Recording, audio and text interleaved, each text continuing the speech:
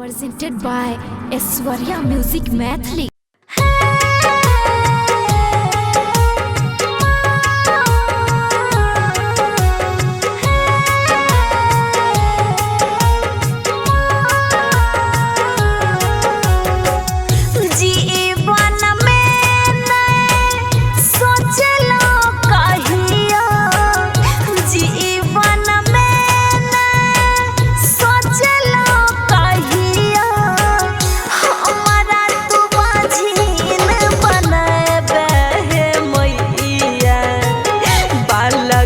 के बिना तरसब हे मैया बालक के बिना तरसब कोखिया में आगिया लगैल हे मैया बालक के बिना तरसल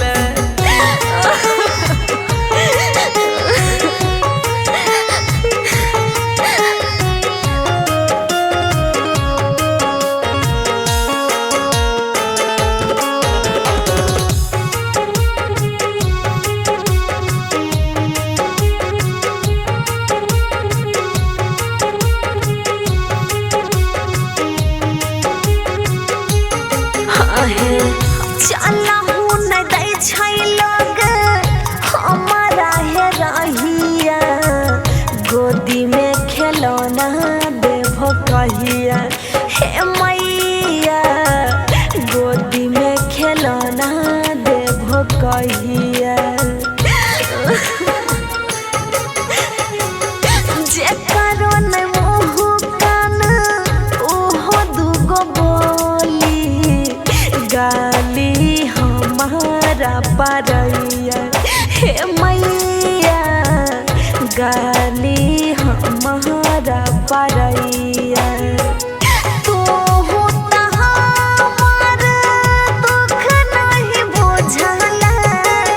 आचारा में अपन नहीं छुपैल हे मैया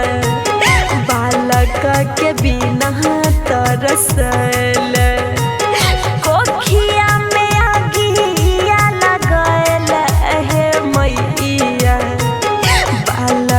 के बिना तरसल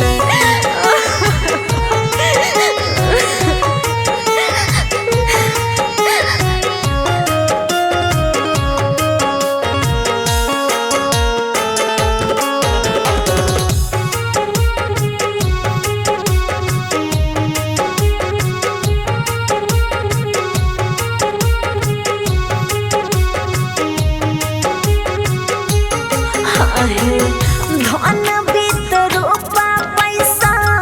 बहुत तू देला हो भोगै वाला एक गो नहीं देल हो हे मैया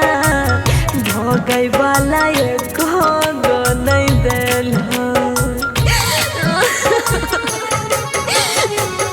लाल बाबू पिया हमारा तन को नहीं मानै छै घिची घिची घर से भगाबै हे मैया घिची घिची घर से भगाबै राम भजो राज के निपुत्र बनल हो उषा के शौख में पुरल हो हे मैया बाझिन तू हमारा बनल